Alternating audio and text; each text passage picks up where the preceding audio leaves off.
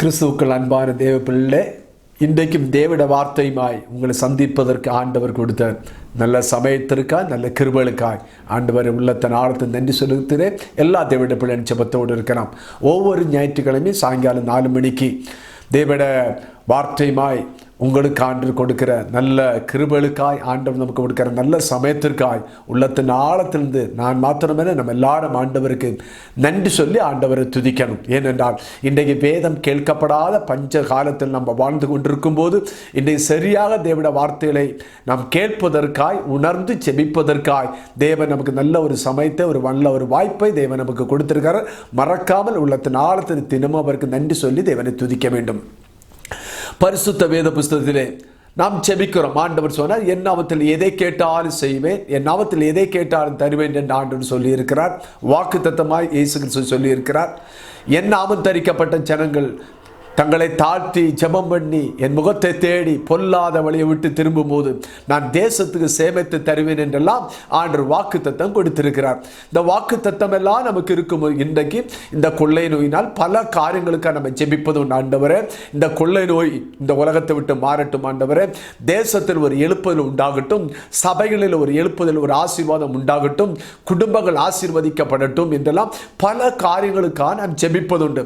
உலகத்தில் லட்சக்கணக்கான ஜனங்கள், கோடிக்கணக்கான ஜனங்கள் நாம் ஜெபிப்பது உண்டு. ஆனால் நாம் ஜெபிக்கிறோம், ஆனால் அதோட போதிய விடுதலை இல்லை, போதிய ஆசீர்வாதத்தை நமக்கு பார்க்க முடியாது. என்ன காரணம் என்பதை கடந்த சில வாரங்களாக ஆண்டோட வசனத்திலிருந்து நான் உங்களுக்கு தேவனுடைய வார்த்தையை போதிக்கிறேன். எல்லா தேவனுடைய பிள்ளையும் ஜெபத்தோடு இருக்கலாம். நம் கடந்த 3 வாரமாக நம்ம நீதிமொழிகள் 1ஆம் அதிகாரத்திலிருந்து சில வசனத்தை, ஏன் நம்முடைய ஜெபத்திற்கு பதில் இல்லை, ஏன் நம்முடைய கூப்பிடுதலுக்கு அவர் மறு உத்தரவு கொடுக்கவில்லை என்னோட காரியத்தை அன்று காரணம் என்ன என்பதை வேத வசனத்திலிருந்து நமக்கு தெளிவாக ஆண்டவர் நமக்கு போதிக்கிறார். அதனால் ரொம்ப கவனத்தை இருக்கலாம். நான் வாசிக்கிறேன். நீதிமொழிகள் 1ஆம் அதிகாரம் அதோடைய 27வது வசனத்தில் 30வது வசனம் வரை நான் உங்களுக்கு வாசிக்கிறேன். நீங்கள் பயப்படும் காரியம் புசல் போல் வரும்போதும், ஆபத்து சூறாவளி போல் உங்களுக்கு நேரிடும் போதும், நெருக்கமும் இடுக்கணும் உங்கள் மேல் வரும்போதும் ஆகடியம் பண்ணுவேன். அப்பொழுது அவர்கள் என்னை நோக்கி கூப்பிடுவார்கள், நான் மறு உத்தரவு கொடுக்க மாட்டேன். அவர்கள் அதிகாலையில் என்னை தேடுவார்கள், என்னை காண மாட்டார்கள். அவர்கள் அறிவை வெறுத்தார்கள், கர்த்தருக்கு பயப்படுதலை தெரிந்து கொள்ளாமல் போனார்கள்.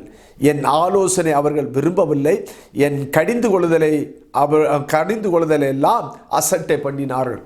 இந்த வேதத்தில் நம்ம பார்க்கிறோம் 4 விதமான காரியங்கள் ஒரு தேவ பிள்ளை வாழ்க்கையில் இருக்கும் என்றால் நம்முடைய ஜெபத்திற்கு அவர் பதில் கொடுக்க மாட்டார். நம்ம எவ்வளவுதான் கூப்பிட்டாலும் அதுக்கு மறு உத்தரவு அவர் கொடுப்பதில்லை என்று இந்த பரிசுத்த வேதத்தில் பார்க்க முடியும். ஒன்றாவது என்ன? அவர்கள் அறிவை வெறுத்தார்கள். இரண்டாவதாக கர்த்தருக்கு பயப்படுதல் தெரிந்து கொள்ளாமல் போனார்கள். மூன்றாவது, என் ஆலோசனை அவர்கள் விரும்பவில்லை.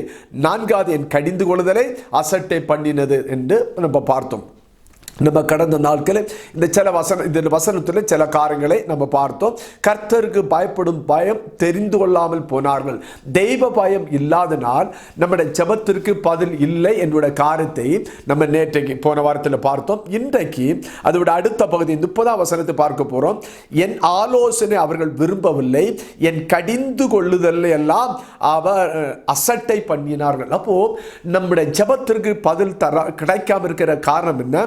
அவர் நம்மளை என்ன செய்கிறார்? கடிந்து கொள்கிறார். அவர் எச்சரித்து கண்டிப்பாக கண்டனம் பண்ணி அவர் பேசுகிற சின்ன தவறுகள் செய்யும் போது, தேவனுக்கு பிரியமில்லாத காரியங்கள் நாம் செய்யும் போது ஆண்டவர் என்ன செய்கிறார்? நம்மோடு பேசுகிறார். கடிந்து கொண்டு எச்சரித்து கண்டனம் பண்ணி அவர் பேசுகிறார். நல்லா கவனிக்கலாம். அப்படி கடிந்து கொண்டு பேசும்போது நாம் என்ன செய்கிறோம்? அந்த கடிந்து கொள்ளுதலை அசட்டை பண்ணுகிறோம், அதை தள்ளி விடுகிறோம்.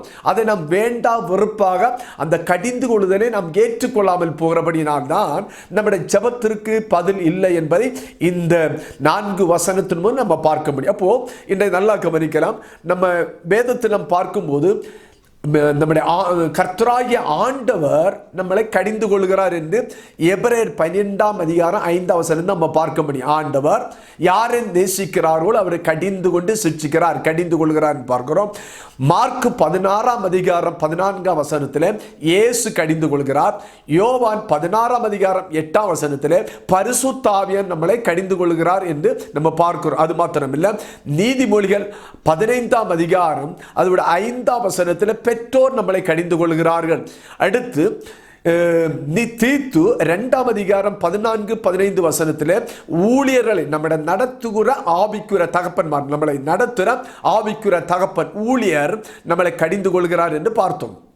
வேதத்தில் நம்ம பார்க்க முடியும். நன்றாக கவனிக்கப்போ பிதா குமாரன் பரிசுத்த ஆவியானவர் வேத வசனம் மூலம் நம்மிடத்தில் செய்கிறான், கடிந்து கொண்டு நம்மிடத்தில் பேச. நாம் தவறு செய்யும் போது, நம் குற்றங்கள் செய்யும் போது, ஆண்டுடைய காரியத்தில் ஒரு பிரியமில்லாத காரியங்கள் நாம் செய்து நம்ம செபிக்கிறோம், ஜெபத்திற்கு பதில் இல்லை. ஆனால் அந்த சமயத்தில் அவர் என்ன, இந்த தவறு இந்த குற்றம் என்று அவர் எச்சரித்து கடிந்து கொண்டு பேசுகிறார். இப்படி கடிந்து கொண்டு பேசும்போது நம்ம என்ன செய்றோம், நம்முடைய மனசும் நம்முடைய இருதயம் அந்த கடிந்து கொள்ளுதல் நாம் என்ன செய்றோம், அசட்டை பண்ணிவிடும், அதை தள்ளிவிடும், வேண்டாம் என்று வெறுத்தோம். என்ன இந்த மாதிரி ஆண்டவர் பேசுறாரு, என்ன அந்த ஊழியர் இப்படி பேசுறாங்க, என்ன என் தாய் தகப்பன் கடிந்து கொண்டு பேசுறான்னு நம்ம வேதத்தில் நம்ம பார்க்க நம்ம மனசுல நினைப்போம். ஆனால் அது தவறான காரியம், அப்படி நம்ம செய்யக்கூடாது. வேதம் தெளிவாக சொல்லுகிறது கடிந்து கொள்ளார். எப்படி 2 தீமோத்தேயு 3ஆம் அதிகாரத்தில் 16-17 வசனத்தில் வாசிக்கும் போது வேத வசனத்து மூலம் நம்மளை ஆண்டவர் கடிந்து கொள்ளும் போது நம்ம அதற்கு விரோதமாய் ஒன்று பேசவோ செயல்படவோ கூடாது. வேதம் தெளிவாக சொல்கிறது. 2 தீமோத்தேயு 3ஆம் அதிகாரம் அதோடைய 16-17 வசனத்தை நான் உங்களுக்காக வாசிக்கிறேன். வேத வாக்கியங்கள் எல்லாம் தேவ ஆவியினால் அருளப்பட்டிருக்கிறது. தேவட மனுஷன் தேறினனாகவும் எந்த நற்கிரியும் செய்ய தகுதி உள்ளவனாக இருக்கும்படிக்கு அவைகள் உபதேசத்திற்கும் கடிந்து கொள்ளுதலுக்கும் சீர்திருத்தலுக்கும் நீதியை பிடிப்பித்தலுக்கும் பிரயோஜனமுள்ளதாக இருக்கிறது. அப்போ வேத வசனம் எதற்காக கொடுக்கப்பட்டிருக்கிறது? நமக்காய் ஆண்டவர் எழுதி கொடுத்த வேத வசனம் எதற்கு எழுதி கொடுக்கப்பட்டது? ஒன்று, பரிசுத்த ஆவியினால் எழுதப்பட்ட வார்த்தைகள் தேவ மனுஷன் தேறினனாய் இருக்க வேண்டும். அடுத்து, எந்த நற்கிரியை செய்ய தகுதி உள்ளவனாக இருக்க வேண்டும். அப்போ வேத வசனம் நமக்கு கொடுக்கப்பட்ட வேத வசனம் நம் தேறினாலும் எந்த நற்கிரியை செய்ய நம் தகுதி உள்ளவளாக இருக்கவும். அடுத்து, அவைகள் உபதேசத்திற்கும் கடிந்து கொள்ளுதலுக்கும் சீர்திருத்தத்துக்கும் நீதியை பிடித்தலுக்கும் பிரயோஜனம் உள்ளதாக இருக்கிறப்போ இந்த வேத வசனம் மூலம் என்ன, அந்த வேத வசனம் நம்மளை கடிந்து கொள்ளும். வேத வசனம் மூலம் தான் நம்முடைய ஆண்டவர் கடிந்து கொள்கிறார். ஆண்டவர் கடிந்த வேத வசனம் மூலம் ஆண்டவர் எப்படி கடிந்து கொள்கிறார்? பெற்றோரை கொண்டு ஊழியரை கொண்டு கடிந்து கொள்ளார். எடுத்து வாசிக்கலாம். நீதிமொழிகள் 15ஆம் அதிகாரம் அதோட 5ஆம் வசனத்தை நான் உங்களுக்காக வாசிக்கிறேன். நீதிமொழிகள் 15ஆம் அதிகாரம் அதோட 5ஆம் வசனத்தை நான் வாசிக்கிறேன், கவனமாக்க வரீங்க. ஏன் எதற்காக பெற்றோர் கடிந்து கொள்கிறார்கள்? கடிந்து கொள்ளுதலை நம்ம கவனித்து நடக்கணும். வேதவசனம் சொல்லுகிறது. நீதிமொழிகள் 15ஆம் அதிகாரம் அதோட 5ஆவது வசனம், மூடன் தன் தகப்பன் புத்தியை அலட்சியம் பண்ணுகிறான், கடிந்து கொள்ளுதலை கவனித்து நடக்கிறவனு விவேகி. அப்போ மூடன் தகப்பனுடைய புத்தியை அலட்சியம் பண்ணி கடிந்து கொள்ளுதலை கவனிக்காமல் போறான். அப்போ நன்றா கவனிங்க. ஒரு நம்மளை பெற்று ஆளாக்கி வளர்த்தி நம்மளை இவ்வளவு தூரம் கஷ்டப்பட்டு வளர்த்தி நம்மளோட வாழ்க்கையில நல்ல நிலைமையில் இருக்க வேண்டும், நம் ஆசீர்வாதத்தோடு வாழ வேண்டும், பரலோகத்துக்கு போக வேண்டும், நம்மளை பெற்று வளர்த்து ஆளாக்கின தாய் தகப்பன்மார் நம்மளை புத்திமதி சொல்லுவாங்க. அந்த புத்திமதி சொல்லும் போது அது நமக்கு பிடிக்காவிட்டால் நம்ம அதை அலட்சியம் பண்ணி விடுவோம். அப்புறம் என்ன செய்வாங்க? புத்திமதி சொன்ன பிறகு என்ன செய்வாங்க? அதுக்கு கீழ்ப்படியாவிட்டால் கொஞ்சம் கடிந்து கொண்டு கொஞ்சம் எச்சரிப்பாய் அவர்கள் பேசுவார்கள். அப்படி கடிந்து கொள்ளுதலை கவனித்து நடக்கிறோம் விவேகி. அப்ப என்ன இந்த வசனத்தை என்ன பார்க்கிறோம்? தாய் தகப்பன்மார் நம்மளை கடிந்து கொள்கிறார்கள், அவர்கள் எச்சரித்து பேசுகிறார்கள், கண்டனம் பண்ணினார்கள், தவறுகள் சுட்டி காட்டி அப்படி செய்யக்கூடாது கண்டனம் பண்ணி அவர்கள் கடிந்து கொண்டு பேசும்போது நம்ம என்ன செய்யப்படக்கூடாது? அலட்சியப்படுத்தக்கூடாது. ஆனால் கடிந்து கொள்ளுதலை கவனித்து நடக்கிறோம் விவேகி. அப்போ ஒரு பெற்றோர் நமக்கு சொல்ற வார்த்தைகளை நாம் கவனித்து நடக்க வேண்டும். கடிந்து கொள்வதை கவனித்து நடக்கும்போது அவன் விவேகி என்று வேதம் சொல்லுகிறது. அப்போ பெற்றோர் மூலம் என்ன, நாம் நம்மளை பெற்றோர் கடிந்து கொள்கிறார்கள். அப்போ நம்ம அதுக்கு குறை சொல்லி குற்றம் சொல்லி நடக்கக்கூடாது. அடுத்து என்ன, ஊழியர் மூலம் நம்மளை ஆண்டவர் கடிந்து கொள்கிறார். பரிசுத்த ஊழியர்கள் நம்மளை வழி நடத்துகிற ஆவிக்குரிய தகப்பன்மார் நம்மளை என்ன செய்கிறாங்க, சின்ன சின்ன தவறுகள் வரும்போது அவர்கள் கடிந்து கொள்ளுகிறார்கள். அந்த கடிந்து கொள்ளுதலை நம்ம என்ன செய்யக்கூடாது, அலட்சியப்படுத்தக்கூடாது. தீத்து 2ஆம் அதிகாரம் அதுடைய 14-15 வசனத்தை நான் உங்களுக்கு வாசிக்கிறேன். தீத்து 2ஆம் அதிகாரம் அதுடைய 14-15 வசனத்தை வாசிக்கிறேன், கவனிங்க. அவர் நம்மை சகல அக்கிரமத்தினின்றும் மீட்டு கொண்டு தமக்குரிய சொந்த ஜனங்களாகவும் நற்கிரியை செய்ய பக்தி வைராக்கியம் உள்ளவளாகவும் நம்மளை சுத்திகரிக்கும்படிக்கு நமக்காக தம்மை ஒப்பு கொடுத்தார். இயேசு கிறிஸ்துவை பற்றி சொல்லப்பட்டிருக்கிறது. அவைகளை நீ பேசி போதித்து சகல அதிகாரத்தோடும் கடிந்து கொள், ஒருவன் உன்னை அசட்டை பண்ண இடம் கொடுக்காதிருப்பாயாக. இங்கே அப்போஸ்தலன் பவுல் தீத்துக்கு எழுதுகிறார், ஆவிக்குரிய பிள்ளைக்கு எழுதுகிறார். எப்படி எழுதுகிறார், இயேசு கிறிஸ்து எதற்காக நம்மளை மீட்டு கொண்டார், அக்கிரமத்திலிருந்து பாவத்திலிருந்து எதற்காக மீட்டு கொண்டார், தமக்குரிய சொந்த ஜனங்களாக நம்ம இருக்க வேண்டும். அடுத்து நற்கிரியை செய்ய பக்தி வைராக்கியம் உள்ளவளாக இருக்க வேண்டும். அவர் நம்மளை சுத்திகரித்த நோக்கமே, இயேசு கிறிஸ்து இரத்தத்தால் நம்மளை சுத்திகரித்த நோக்கமே, இயேசு கிறிஸ்து தன்னுடைய சரீரத்தையும் இரத்தத்தையும் நமக்காய் ஒப்பு கொடுத்த நோக்கமே, நம்ம எதற்காக நம் பரிசுத்தத்தோடு வாழ வேண்டும், எந்த நற்கிரியை செய்ய பக்தி உள்ளவராக நாம் வாழ வேண்டும் என்ற வாஞ்சையோடு தான் ஆண்டவர் இயேசு கிறிஸ்து நமக்காக தன்னுடைய சரீரத்தை ஒப்பு கொடுத்தார் என்று வேதம் சொல்லுகிறது. இந்த காரியத்தை குறித்து நீ பேசு. ஊழியரை பார்த்து சொல்ல, நீ இந்த காரியத்தை குறித்து பேசு. நாம் பரிசுத்தமாக வாழ வேண்டும், எந்த நற்கிரியும் நம்ம செய்ய பக்தி வைராக்கியம் உள்ளவர்களாக இருக்க வேண்டும். இதை நீ குறித்து பேசு. அப்போ ஊழியர்கள் எதை குறித்து பேசணும், ஒரு பரிசுத்தத்தை குறித்து பேச வேண்டும். எந்த நற்கிரியை செய்ய ஒரு பக்தி வைராக்கியம் உள்ளவர்களாக இருக்க வேண்டும், அதை குறித்து நீ பேசு. அது மாத்திரம் போதித்து சகல அதிகாரத்தோடு கடிந்து கொள். அப்போ இதில் என்ன பார்க்கிறோம், இங்க தீத்துவுக்கு சொல்லுகிறார் பவுல், நீ சகல அதிகாரத்தோடு கடிந்து கொள். எதற்காக கடிந்து கொள்ளணும், அவர்கள் பரிசுத்தமாக வாழ வேண்டும். அவர் எந்த துர்க்கிரியை இல்லை, எந்த நற்கிரியை செய்ய அவர் பக்தி வைராக்கியம் உள்ளவர்களாக இருக்க வேண்டும். இதற்காக அவர்களை குறித்து நீ பேசி அவர்களுக்கு போதித்து கடிந்து கொள் என்று வேதம் சொல்லுகிறது. கடிந்து கொண்டு பேசு. அப்ப இதிலிருந்து புரிந்து கொள்ளுங்க, ஒரு ஊழியக்காரர் ஒரு சபையின் விசுவாசிகளை, சபையின் மக்களை கடிந்து கொள்வது எதற்கு, அவர்கள் ஒன்று பரிசுத்தமாய் இருக்க வேண்டும். இரண்டாவது, எந்த நற்கிரியை செய்வதற்கும் அவர் பக்தி வைராக்கியம் உள்ளவர்களாய் இருக்க வேண்டும். இதை குறித்து பேசு. இப்படி பேசும்போது, கடிந்து கொள்ளும் போது அநேகருக்கு பிடிக்கிறது. பரிசுத்த ஆவியானவர் பாவத்தை குறித்தும் நீதியை குறித்தும் நியாயத்தீர்ப்பை கண்டித்து உணர்த்துவார். அப்போ தேவனால் அழைக்கப்பட்ட ஊழியர்கள் தேவட வசனத்தின்படி நம்மளை கடிந்து கொண்டு நம்மளை சிக்ஷித்து நம்ம போதிக்கும் போது நம்ம அதை அலட்சிய பண்ணக்கூடாது என்று பரிசுத்த வேதம். அப்போ ஊழியர்கள் கடிந்து கொள்வார்கள், பெற்றோர் நம்மளை கடிந்து கொள்வார்கள். அப்படி கடிந்து கொள்ள வேத வசனம் அப்படிதான் சொல்லுகிறது. கடிந்து கொள்வதற்கு தான் இந்த வேத புத்தகம் எழுதிப்பட்டிருக்கு. கடிந்து கொள்ள வேண்டும் என்று தான் பரிசுத்த வேதத்தில் எழுதி இருக்கிறது. எதற்காக கடிந்து கொள்கிறாராம், நன்றாக புரிந்து கொள்ளுங்க. பரிசுத்த வேதத்தில் ஒன்றை நம்ம பார்க்கிறோம். யோபுடைய புஸ்தகம் 36ஆம் அதிகாரம் அதோட 9-10 வசனத்தை நான் உங்களுக்கு வாசிக்கிறேன். யோபு எதற்காக கடிந்து கொள்ளப்படுகிறோம், ஆண்டவர் மூலம், வார்த்தையினாலும், ஊழியர் மூலம், பெற்றோர் மூலமும் ஆண்டவர் எதற்காக நம்மளை கடிந்து கொள்கிறாராம். இங்க பாசிக்க யோபு 36ஆம் அதிகாரம் அதோட 9-10 வசனத்தை நான் வாசிக்கிறேன். 9ஆம் வசனம் 12ஆம் வசனம் வரை வாசிக்கிறேன்.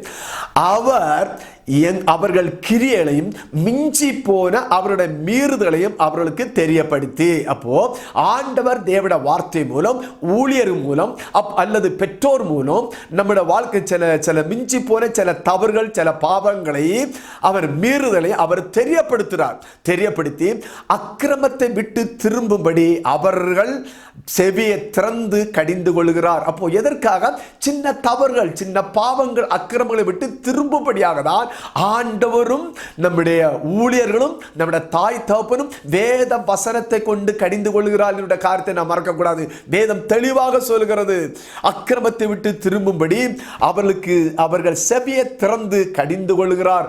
ஆண்டவர் ஊழியர் மூலம், தேவட வார்த்தை மூலம் அல்லது பெற்றோர் மூலம் நம்மளை கடிந்து கொள்கிற நோக்கம் என்ன?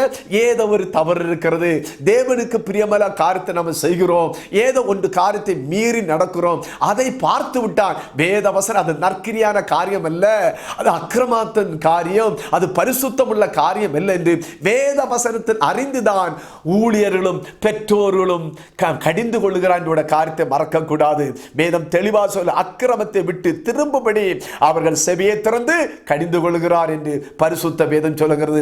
கீழ்ப்படியாமல் சுபாவத்தை விட்டு திரும்பும்படியாய் ஆண்டவருக்கு செய்ய வேண்டிய காரியத்தை செய்யாமல் மனம் போக்கில் நடக்கிற பிள்ளைகளை பார்த்து அது யாராக இருந்து அவளை குறித்து கடிந்து கொண்டவர் வேத வசனம் கொண்டு அவளை கடிந்து கொண்டு பேசுகிறார். எதற்காகவாம்? 11 வசனம், அவர்கள் அடங்கி அவரை சேவித்தால் தங்கள் நாட்களை நன்மையாகவும் தங்கள் வருஷங்களை செல்வ வாழ்வாக போக்குவார்கள். அடங்கார்களே ஆகில் பட்டேத்துகிற இறையாகி ஞானம் அடையாமல் மாண்டு போவார்கள். அப்போ ஆண்டு நம்மளை கடிந்து கொள்கிற இதற்கு சில தவறுகள் இருக்கும்போது, குற்றங்கள் இருக்கும்போது, மீறி நடக்கும்போது எதற்காக நம்ம அடைந்து கொள்கிறார்களா? அந்த கடிந்து கொள்ளும் போது நம்ம என்ன செய்யணும்? அடங்கி அவரை சேவிக்கணும். நம்ம கடிந்து கொள்ளும் போது ஆண்டவர் நம்மளை கடிந்து கொண்டாலும், ஊழியர்கள் நம்மளை கடிந்து கொண்டாலும், தாய் தகப்பன் நம்மளை கடிந்து கொண்டாலும் நாம் என்ன அதுக்கு அடங்க வேண்டும் என்று வேதம் சொல்கிறது. அதற்கு விரோதமாக பேசவோ அதற்கு விரோதமாக செயல்படவோ கூடாது. கடங்கி நம்ம அவரை சேவித்தால் தங்கள் நாட்களை நன்மையாக அவர் போக்குவார். நல்ல வாழ்க்கை நன்மையாக நம்முடைய வாழ்க்கையை நன்மை அவர் செய்வார் என்று பரிசுத்த வேதம் சொல்லுகிறது. எனக்கு அன்பான தேவப்பிள்ளை, நாம் அநேக காரியங்களை செபிக்கிறோம். ஏன் நம்முடைய ஜெபத்திற்கு பதில் இல்லை? நம்முடைய ஜெபத்திற்கு பதில் கிடைக்காத காரணம் என்ன? பரிசுத்த வேதம் தெளிவாக சொல்கிறது. கடிந்து கொள்ளுதலை நாம் மனம் அலட்சியப்படுத்துகிறோம். கடிந்து கொள்ளுதலை நமக்கு கேட்க விருப்பம் இல்லை. பரிசுத்த வேதம் தெளிவாக சொல்கிறது. வேத வசனம் கொண்டு ஆண்டவர் நம்மளை கடிந்து கொள்கிறார். வேத வசனம் கொண்டு பெற்றோர் நம்மளை கடிந்து கொள்கிறார்கள். வேத வசனம் கொண்டு ஊழியர்கள் நம்மளை கடிந்து கொள்ளும் போது என் அன்பான தேவன் அதை அலட்சியப்படுத்தக்கூடாது. எதற்காக கடிந்து கொள்கிறார்? நம்முடைய வாழ்க்கையில் இருக்கிற மீறுகள், சில அக்கிரமங்கள், கீழ்ப்படைய சுபாவம், தேவனுக்கு பிரியமில்லாத காரியம் நாம் செய்யும் போது ஆண்டவர் ஊழியரை கொண்டு வேத வசனம் கொண்டு கடிந்து கொள்வது. ஒரு நாள் நம்ம அதற்கு அலட்சியப்படுத்தக்கூடாது. அதற்கு விரோதமாக பேசவோ செயல்பட நம்ம செய்யக்கூடாது. வேதம் தெளிவாக அடங்கி இப்படி கடிந்து கொள்ளும் போது ஆண்டவர் வார்த்தை கொண்டு ஊழியர்கள் தாய் தகப்பன் யாரும் நமக்கு கடிந்து கொண்டு பேசும்போது அந்த வார்த்தை எதிராக பேச அடங்கி இருந்தால் நம்முடைய வாழ்க்கையில நன்மை வரும், நம்முடைய வாழ்க்கையில செழிப்பு வரும் என்று பரிசுத்த வேதம் தெளிவாக சொல்கிறது. இரண்டாவதாக நாம் எதற்காக கடிந்து கொண்டால் நம்முடைய வாழ்க்கையில என்ன நடக்கும் என்பதை பார்க்கலாம். எபேசியர் 5ஆம் அதிகாரம் 9வது வசனத்திலிருந்து 11ஆம் வசனம் வரை நான் உங்களுக்காக வாசிக்கிறேன். எபேசியர் எதற்காக கடிந்து கொள்கிறது? எதற்காக ஊழியர்கள் பெற்றோர் ஆண்டவர் வார்த்தை மூலம் கடிந்து கொள்கிறாராம்? ரொம்ப கவனமாக இருக்கலாம். எபேசியர் 5ஆம் அதிகாரம் 9ஆம் வசனத்திலிருந்து அதோட 11வது வசனம் வரை நான் உங்களுக்காக வாசிக்கிறேன். ஆவியின் கனி சகல நற்குணத்திலும் நீதியிலும் உண்மையிலும் விளங்கும். கர்த்தருக்கு பிரியமானது இன்னதென்று நீங்கள் சோதித்து பாருங்கள்.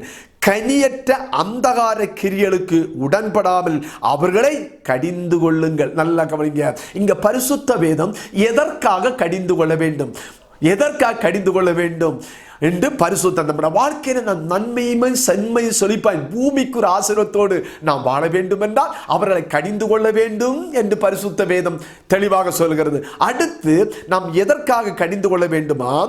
ஆவியின் கனிகள் சகல நற்குணத்திலும் நீதியிலும் உண்மையிலும் விளங்கும். அப்படி கர்த்தருக்கு பிரியமான இந்த நீங்க சோதித்து பாருங்கள். கனியற்ற அந்தகார கிரியைகளுக்கு உடன்படாத அவைகளை கடிந்து கொள்ளுங்கள் என்று வேதம் சொல்லுகிறது. அப்போ முதலாவது நான் யோபு புஸ்தகத்தில் பார்த்ததுன்னா இந்த பூமிக்கு ஒரு ஆசீர்வாதத்தை குறித்து பார்த்தோம். பூமிக்கு ஒரு நன்மை செழிப்பாக வாழும்போது ஆண்டோட வார்த்தை கொண்டு ஊழியர்கள் பேசும்போது அந்த கடிந்து கொள்ளுதலை நாம் அலட்சியம் பண்ணக்கூடாது, முறுமுறுக்க கூடாது, அதற்கு விரோதமாக பேசக்கூடாது, அதற்கு விரோதமாக செயல்படக்கூடாது. நம் பூமியில் ஆசீர்வாதத்தை பெற்றுக்கொள்ள வேண்டுமா? இங்கே இரண்டாவது ஆவிக்குரிய ஆசீர்வாதத்தை நம்ம பார்க்க முடியும். என்ன? ஆவியின் கனிகள் சகல நற்குணத்திலும் நீதியிலும் உண்மையிலும் விளங்கும். அப்போ ஆவியின் கனிகள் இல்லாவிட்டால், சகல நற்குணங்கள் இல்லாவிட்டால், நீதியான காரியங்கள் இல்லாவிட்டால், உண்மை இல்லாவிட்டால், ஆவியின் கனிகள் இல்லாவிட்டால் என்ன? கனியற்ற அந்தகார கிரியைகளுக்கு உடன்படாமல் அவைகளை கடிந்து கொள்ளுங்கள் என்று வேதம் சொல்லுகிறது. அப்போ கனியற்ற, தேவனுக்கு விருப்பம் இல்லாத, ஆவியின் கனி இல்லாத அந்த மாம்சத்தின் கனிகள் கொடுக்கிறவர்களுக்கு பரலோக ராஜ்யம் போக முடியாது, அவர்களுக்கு நரகம் என்று வேதம் சொல்லுகிறார். அப்போ இந்த கனிகள் எதற்காக? அது ஆவிக்குரிய கனிகள். நம் ஆவிக்குரிய கனிகள் கொடுத்தாதான் நம்ம பரலோக ராஜ்யம் போக முடியும். கனி இல்லாத மரத்தை வேரோட அக்கினியிலே வெட்டுண்டு அக்கினியே போடப்படும். மனம் திரும்புவதற்கு ஏற்ற கனிகளை கொடுங்கள் என்று பரிசுத்த வேதத்தை நாம் பார்க்கிறோம். முதலாவது யோபு புத்தகத்தில் நம்ம பார்த்தது, கடிந்து கொள்ளதை நான் அலட்சியப்படுத்தாமல் இருந்தால் நம்முடைய வாழ்க்கையை நன்மையும் செல்வமாய் நம்ம ஆசீர்வாதத்தோடு இந்த பூமியில வாழ்வோம் என்று பார்த்தோம். ஆனால் இந்த இடத்தில் நம்ம பார்க்கும்போது கனியற்ற அந்தகார கிரியைகளை உடன்பட அவைகளை கடிந்து கொள். அப்ப கனியற்ற வாழ்க்கை, ஆவியின் கனிகள் இல்லாமல் இருந்தால், இந்த ஆவியின் கனிகள் இல்லாத கனியற்ற வாழ்க்கை இருந்தால் அவர்களை பார்த்து நீ கடிந்து கொள்ளுங்கள் என்று வேதம் சொல்லுகிறது. அப்ப நன்றாக புரிந்து கொள்ளுங்க. ஆவியின் கனியோ அன்பு, சந்தோஷம், சமாதானம், இச்சையடக்கம், மனத்தாழ்மை, நீடித்த பொறுமை, தயவு, நற்குணம், இப்பேற்பட்ட 9 விதமான ஆவியின் கனிகள். அடுத்து உண்மை என்னோட ஆவியின் கனிகள், அடுத்து நீதி என்னோட ஆவியின் கனிகள். தேவனுக்கு பிரியமான நம்ம ஆவியின் கனிகள் நாம் கொடுக்காவிட்டால் வேதம் சொல்லுகிறது அவர்களுக்கு பரலோக ராஜ்யம் போக முடியாது. அப்போ எதற்காக ஊழியர் கடிந்து கொள்கிறார்கள்? இப்பேற்பட்ட ஆவியின் கனிகள் இல்லாமல் மாம்சத்தின் கனிகள், மாம்சத்தின் கிரியல் இருக்கும்போது ஊழியர்களோ பெற்றோர தேவனோ பரிசுத்தாவியானோர் வேத வசனம் கொண்டு நம்மளை கடிந்து கொள்ளும் போது, என் அன்பான மகனே மகளே தேவ பிள்ளைகளே, நாம் அலட்சியப்படுத்தக்கூடாது என்று வேதம் சொல்லுகிறது. இப்படி இருக்கும்போது இந்த கடிந்து கொள்வதை அலட்சியப்படுத்துவது மூன்றாவது நடக்கிற காரியம் தான் என்ன? நம்ம பார்த்தோம், நம்முடைய ஜெபத்திற்கு பதில் இல்லை. நாம் எவ்வளவு தூரம் கூப்பிட்டாலும் அவர் செவி கொடுப்பது என்று பரிசுத்த வேதம் சொல்லுகிறது.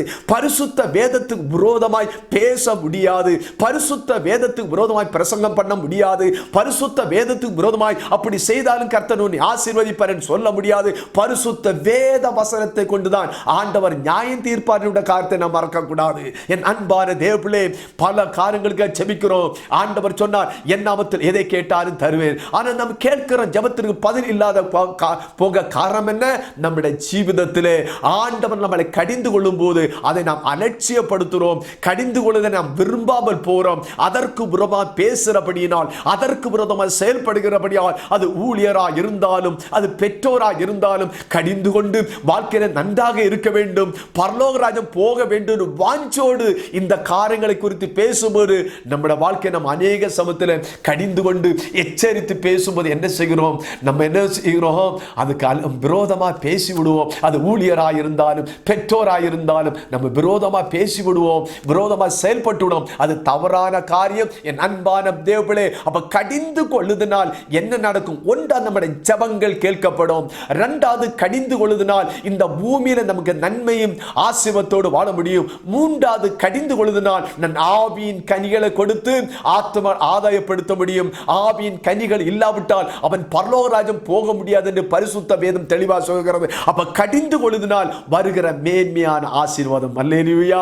என் அன்பான தேவப்பிள்ளை, ஆண்டவர் கடிந்து கொண்டு வேத வசனத்தை கொண்டு கடிந்து கொள்ளும் போது நீங்கள் ஒரு நாளும் சோர்ந்து போவீங்க. வேதம் சொல்லுகிறது, நான் யாரை நேசிக்கிறேனோ அவனை கடிந்து கொண்டு சிச்சிக்கிறேன். அப்ப ஆண்டவருடைய அன்பு நம்மிடத்தில் இருக்கிறபடியால் என் பிள்ளைகள் அல்லவா, என் இரத்தத்தால் விலைக்கு வாங்கப்பட்ட பிள்ளைகள் எல்லாம் என் சொந்த ஜனம் அல்லவா, இவர்கள் நரகத்தில் போகக்கூடாது. இந்த பூமியில் இவர்கள் ஆசீர்வாதமாக வாழ வேண்டும். மரித்தவரை நான் இருக்கிற பரலோக ராஜ்யத்தில் இவர்கள் வர வேண்டும் என்று அந்த வாஞ்சோடு தாவத்தோடு தானே ஆண்டவர் நம்முடைய வேத வசனம் கொண்டு ஆண்டவர் நம்மளை கடிந்து கொள்கிறார். என் அன்பான தேவப்பிள்ளை, கடிந்து கொள்ளுகிற நம்முடைய வார்த்தையில் ஒரு நாளும் நாம் அலட்சியப்படுத்தக்கூடாது. வேதம் சொல்லுகிறது, கடிந்து கொள்ளு அலட்சியப்படும் போது என்ன நடக்கும்? அப்படி கடிந்து கொள்ளும் போது வருகிற ஆசீர்வாதம், 3 மேன்மையான ஆசீர்வாதத்தை சொன்னேன். அப்படி கடிந்து கொள்ளுதலை அலட்சியப்படுத்தும் போது என்ன நடக்கும்? இங்கே நம்ம வாசிக்கிறோம், வேதத்தில் நம்ம வாசிக்கும் போது நீதிமொழிகள் 29ஆம் அதிகாரம் நீதிமொழிகள் 29ஆம் அதிகாரம் அதோட 1ஆம் வசனத்தை நாம் வாசிக்கும் போது கடிந்து கொள்ளுதலை நாம் ஏற்றுக்கொள்ளாவிட்டால், அங்கீகரிக்காவிட்டால் என்ன நடக்கும்?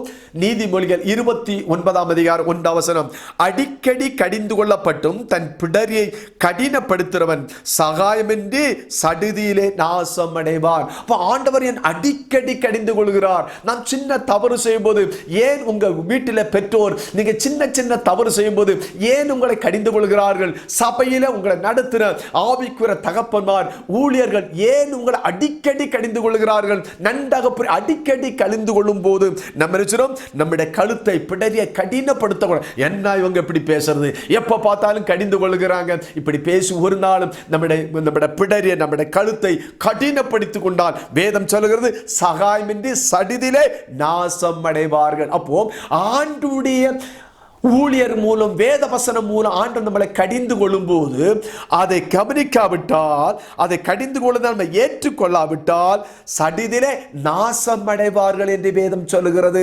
அப்ப நம் நாசம் அடையாமல் இந்த பூமியில் ஆசீர்வாதத்தோடு வாழ்வதற்காக, நரகத்தில் போகாமல் நம் பரலோக ராஜ்யம் போவதற்காதானே ஆண்டு நம்மளை வேத வசனம் கொண்டு, பெற்றோர் கொண்டு, ஊழியர் கொண்டு நம்மளை கடிந்து கொள்கிறார். நன்றாக வேத வசனத்தை கவனித்துக் கொள்ளுங்கள் பிள்ளைகளே. என் அன்பான தேவனே, உங்கள் சபையில், நீங்கள் போற சபையில ஊழியர்கள் கடிந்து கொண்டு பேசும்போது ஒரு ஆவிக்கிற தகப்பனாய், ஒரு வாஞ்சோடு தாகத்தோடு கடிந்து கொண்டு எச்சரித்து பேசும்போது அதற்கு விரோதமாக செயல்படாதீங்க, அதற்கு விரோதமாக பேசாங்க, சடிதிலே நாசம் அடைவார்கள். அப்போ கடிந்து கொள்ளுதலை ஏற்றுக்கொள்ளுகிறவன் அவன் கனவடைவான் என்று வேதம் சொல்லுகிறது. கடிந்து கொள்ளுதலை ஏற்றுக்கொள்ளாதவன் அவன் மிருக குணமுள்ளவன் என்று வேதம் சொல்லுகிறது. கடிந்து கொள்ளுதலை ஏற்றுக்கொள்ளும் போது அவன் ஆசீர்வதிக்கப்படும். நிறைய வேத வசனத்தை நாம் வாசிக்க முடியும். என் அன்பான தேவனே, நம்முடைய ஜெபத்திற்கு பதில் இல்லை. காரணம் என? நாம் கடிந்து கொள்ளுதலை அலட்சியப்படுத்துறபடினால். என் அன்பான தேவனே, நன்றாக கவனித்தம் கேட்க வேண்டும். அடுத்து மாத்திரமல்ல, நீதிமொழிகள் 28ஆம் அதிகாரம் 23ஆம் வசனத்திலே நம்ம பார்க்கும்போது,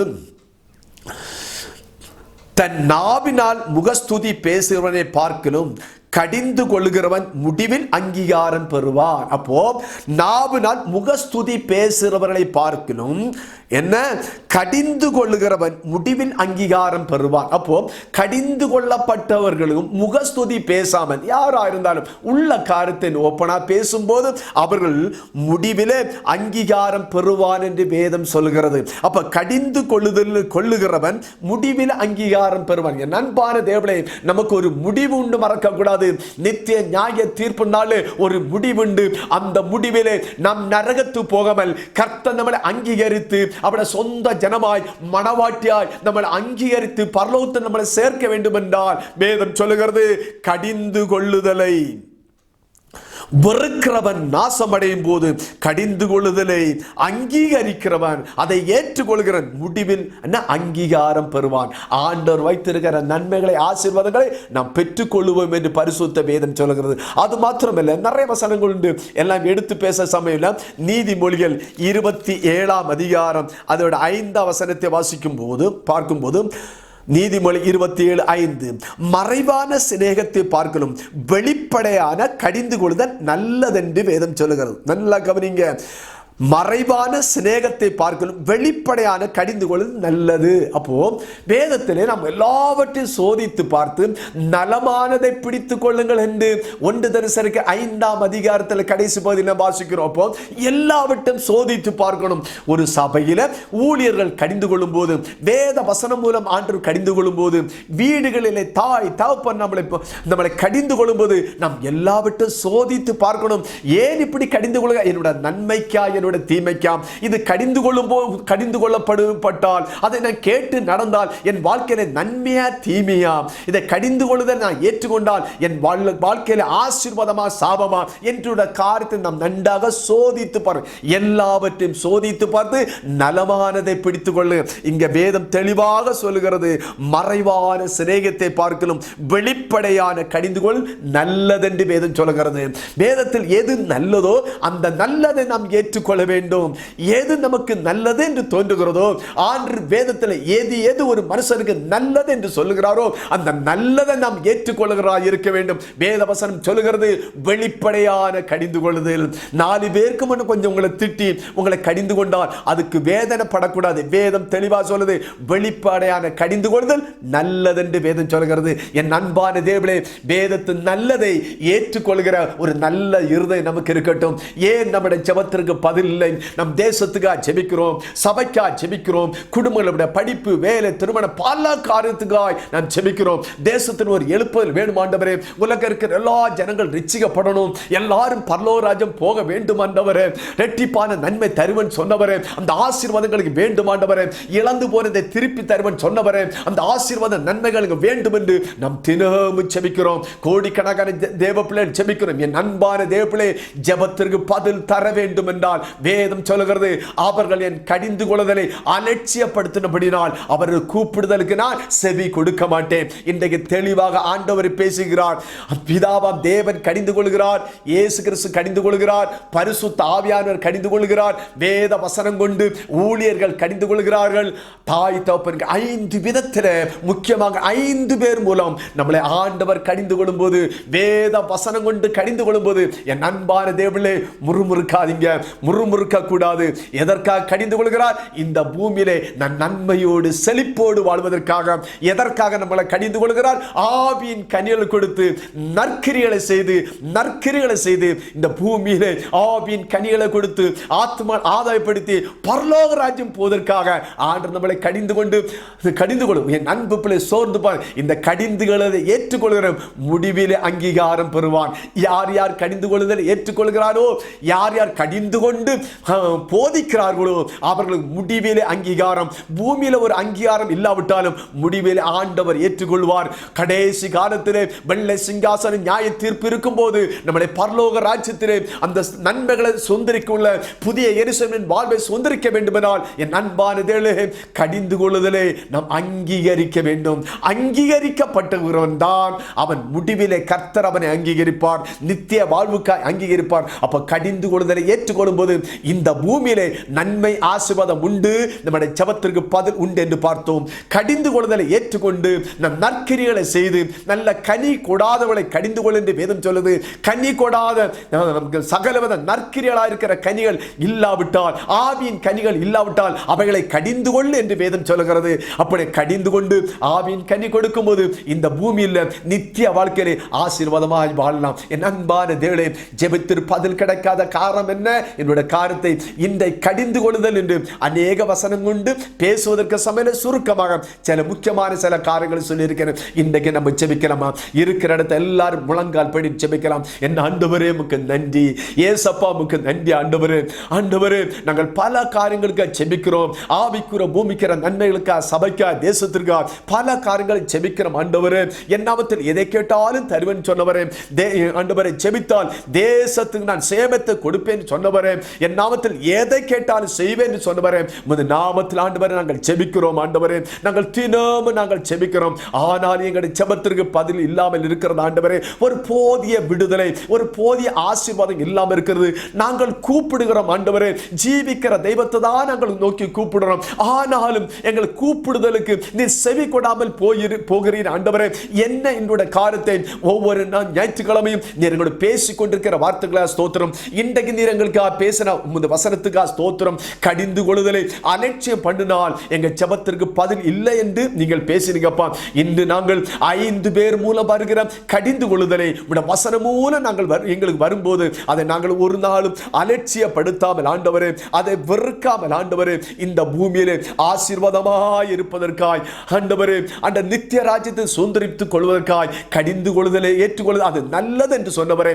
நல்ல காரியத்தை ஏற்றுக்கொண்டு இந்த பூமியிலே ஆசீர்வாதத்தோடு இருந்து பரலோக ராஜ்யம் போவதற்காய் பிள்ளைகளை பலப்பட இயேசப்பா வருகை சீக்கிரம் எல்லா தடைகளும் மாறட்டும் ஆண்டவரே. வேத வசனத்துக்கு விரோதமாய் கேட்கிற வசனத்தின்படி நடக்காமல் தடை பண்ணுகிற பொல்லாத ஆவிகள் அழியட்டும் இயேசுவின் நாமத்தில். சத்தியத்தை அறியுங்கள், சத்தியம் உங்களை விடுதலையாக்கும் என்று சொன்னவரே. நீங்கள் என்னிலும் என் வார்த்தை உங்களில் நிலைத்திருந்தால் என்ன கேட்டாலும் தருவேன் சொன்னவரே. இயேசு கிறிஸ்துவின் நாமத்தில் நீங்கள் கேட்டுக்கொள்ளுங்கள் எதுவோ அதை நீங்கள் பெற்றுக்கொள்ளத்தக்கதாய் நீங்கள் போய் கனி கொடுங்கள் என்று சொன்னவரே. நாங்கள் ஆவியின் கனிகள் கொடுக்கும் போது ஆண்டவரே அநேகர் ஆசீர்வாதமாய் இருக்கும்போது எங்க ஜெபத்திற்கு பதில் தருவேன் நீங்க தெளிவாய் பேசியிருக்கிறப்பா. இன்று கேட்ட வசனத்தின்படி நடக்கட்டும் மேடம். இனி பிள்ளைகள் ஆண்டவரே உம்முடைய வேத வசனம் கொண்ட ஆண்டவரே நீங்கள் எங்களை கடிந்து கொள்ளும் போது இந்த வேத வசனத்தை வைத்து ஊழியர்களோ அல்லது பெற்றோரை கடிந்து கொள்ளும் போது நாங்கள் ஒரு நாள் அதை அசட்டை பண்ணக்கூடாது ஆண்டவரே.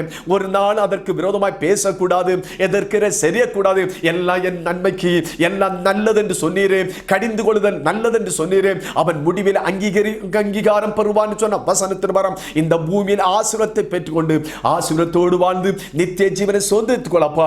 இன்றை கேட்ட வசனத்தின்படி நடக்கட்டும். இனி பிள்ளைகள் ஒரு நாளும் அலட்சியப்படுத்தவன், கடிந்து கொள்ளுகிற ஏற்றுக்கொள்ளுகிறவன் அவன் ஆண்டவரே நல்லவன் என்று சொன்னவரே, அது ஆசீர்வதிக்கப்பட்டவன் என்று சொன்னவரே, இயேசு கிறிஸ்துவின் நாமத்தில் ஒப்படைத்து ஜெபிக்கிறோம். என்று ஜெபித்த ஒவ்வொரு பிள்ளைகளையும் நீர் ஆசீர்வதியும். கேட்ட வசனத்தின்படி நடந்து இந்த பூமியிலும் ஆசீர்வாதத்தோடு வாழ்ந்து நித்திய ஜீவனை பெற்றுக்கொள்ள இந்த பூமியில் எங்களை ஜெபத்திற்கு நாங்கள் ஜெபிக்கிற ஒவ்வொரு விஷயத்திற்கும் நீர் விடுதலை கொடுத்து பதில் கொடுத்து அற்புதம் செய்யும்படியா ஜெபிக்கிறோம். ஜெபித்த ஒவ்வொரு அன்பு பிள்ளைகளுக்காக ஜெபிக்கிறோம். எல்லா மக்களையும் நாங்கள் ஆசீர்வதிக்கிறோம். வீடுகளில் இருக்கிற சிறு பிள்ளைகள் ஆண்டவரே, வயதானவர்கள் ஆண்டவரே, ஆலயத்துக்கு வர முடியாமல் வீட்டில் இருக்கிற பிள்ளைகளை கண்ணோக்கி பாரும், பலவீனத்தோடு இருக்கிற மக்களை கண்ணோக்கி பாரும். இயேசு கிறிஸ்துவின் நாமத்தில் இந்தியாவிலும் வெளிநாட்டிலும் ஆங்காங்கே வேலை ஸ்தலங்களில் இருக்கிற பிள்ளைகளை கண்ணோக்கி பாரும். இயேசு கிறிஸ்து இரத்தத்தில் மூடி மறைத்து உன்னதமான மரபில் மூடி மறைத்து பாதுகாத்துக்கொண்டு பிள்ளை ஆசீர்வதிக்கும்படியா ஜெபிக்கிறோம். இன்று கேட்ட வசனத்தின்படி நடந்து அவருடைய படிப்பிலே ஆசீர்வதிக்கப்படட்டும், வேலைகள் ஆசீர்வதிக்கப்படட்டும், தொழில் வியாபாரங்கள் ஆசீர்வதிக்கப்படட்டும், கையின் பிரசம் எல்லாம் ஆசீர்வதிக்கப்படட்டும், குடும்பங்கள் ஆசீர்வதிக்கப்படட்டும், சபைகள் ஆசீர்வதிக்கப்படட்டும், தேசம் ஆசீர்வதிக்கப்படட்டும். இயேசு கிறிஸ்துவின் நாமத்தில் இன்று ஜெபித்துக் கொண்ட ஒவ்வொரு பிள்ளைகளும் ஆண்டவர் ஆசீர்வதிக்கும்படியாய் அந்த ஒப்படைத்து ஜெபிக்கிறேன். ஆண்டவர் எங்கள் ஜெபத்தை நீர் கேட்டபடியா ஸ்தோத்திரம். எல்லா துதி கனமகிமை உமக்கே தருகிறோம். எல்லாம் இயேசு கிறிஸ்துவின் நாமத்தில் ஜெபங்களும் எங்கள் ஜீவனுள்ள நல்ல பிதாவே. ஆமென், ஆமென், ஆமென். என் ஆத்துமாவே கர்த்தரை ஸ்தோத்திரி, என் முழு உள்ளமே அவருடைய பரிசுத்த நாமத்தை ஸ்தோத்திரி. என் ஆத்துமாவே கர்த்தரை ஸ்தோத்திரி, கர்த்தர் செய்த சகல பாரங்கள் மறவாதே. ஆமென். கர்த்தர் உங்களை ஆசீர்வதிப்பாராக. அடுத்த வாரம் சந்திக்கலாம்.